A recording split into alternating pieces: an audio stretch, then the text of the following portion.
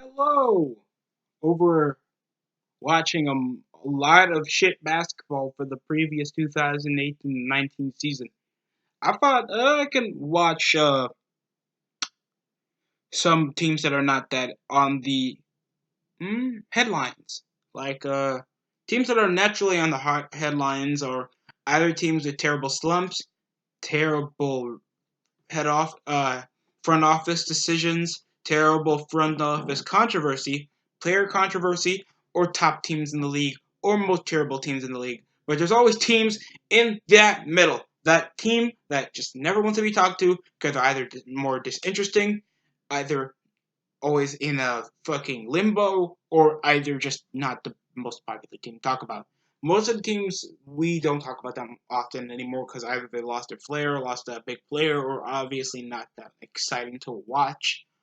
And that's naturally the Charlotte Hornets, the Washington Wizards that much, and of course the Orlando Magic that has been that big to talk about, except for their small surprise into seventh seed facing off against, I think they had the Toronto Raptors in the first round, losing in five, and having Nikola Vucevic as I think this is going to be like a second time being an All Star and making a huge $100 million contract for 4 years. You also have Aaron Gordon going for a big contract as well, and of course Terrence Ross got re-signed for $50 million. What the fuck? Oh Jesus! Another one cap space wise is of course $7 million for DJ Augustine and one from MLE for Al-Farouq Aminu off the trade making $29 million. Miami isn't that big of a team. Telling me all that free minimum salary they got. I think this is off rookie contracts. They have a lot of young dudes on their team, like Emily Jefferson, Vic Law, fucking still Aaron Gordon, that's 23 years old. Markelle Fultz off that trade from last season from the deadline because, of course, he wasn't doing much. His shot was terrible and he was still injured for most of the season. Jonathan Isaac and Mohamed Bamba. Kaheem Birch, that I thought was all right. And, of course, all-time bust in Michael Carter-Williams and Wesley Idoa. Idoa? And Melvin Frazier. So that's literally their squad. The best players that they have is fucking Nikola Vucevic. That's a versatile big that can also post up. I can understand why he was there. He was like averaging 18 points over the season, and he was still putting up some good like double numbers over the course of the season. So, and he's still in his prime of his career, and he's only a big man. Over the course of watching the season, I think that the Orlando Magic has some decent skill. Vucevic last season played 80 games. He played 80 games. I think that's a career high for the dude. I don't think he ever hit 80 games. This is his first time actually playing 80 games, and he started all 80 of them. Put up a not the career high. He has his career high in points in minutes from 2012. Still, he puts up 1,600 points. Played really well. Has a great field goal percentage, bumping it up to a 36%. And over the course of his games, he becomes one of the bigger three-point options, next to Evan Fournier, that I think is the best shooter on the team. And of course, you got a decent ball handler in DJ Augustine that can still get it through the hoop. I still remember him from his time, I think, in Atlanta. Al-Farouq Farino that they got for 3-and-D help instead of Trevor Ariza that went to the Sacramento Kings. Aaron Gordon that still gets stuff done around the hoop that's good for fast break, but from three.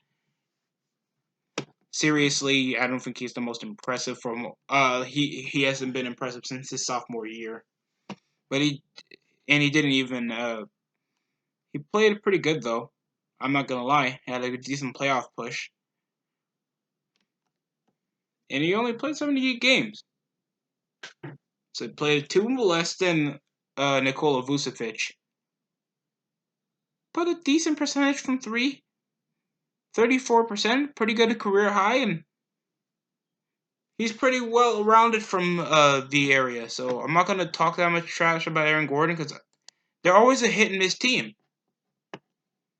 And Al-Farouq Marino that they got from the offseason from the Trailblazers, I don't have a lot to talk about him. Thanks, he hasn't been that efficient in seeing how playoff cancerish the Trailblazers are.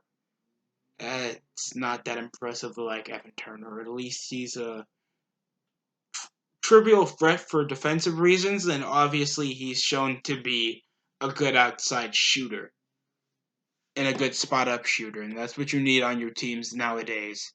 It's seeing how Farouk Animino nearly played a complete season. It's not that impressive how he's still putting up pretty decent numbers from 43% from field goal range. He hasn't been that consistent. He hasn't been that good consistently wise since his time in the Western. He hasn't been that impressive since his time in the Western Conference in his first 5 years. So that's a good thing. 3-point percentages has been inconsistent, though. He comes from like hitting a strong 36 to a strong 30 real quick. So hopefully a team that needs to space the floor more in the Orlando Magic that strictly rely on a lot of post-up maneuvers or spot-up threes, they really need to really use their game. I don't know if they're going to make it to an 8th seed or higher, but hopefully they really push the mark and exceed from a 7th seed, even though the Miami Heat seem to be more competing, because that's who they were racing against for the bottom seed in the playoffs. There seems to be a lot on the table. Thanks. They start the season against the San Antonio Spurs. Then they get the Pistons. Then they get the Hawks. Then they get the Celtics. Then they get the Sixers. Then they get the Miami Heat that just acquired Jimmy Butler and Tyler Hero. So this is going to be the roughest offseason there is.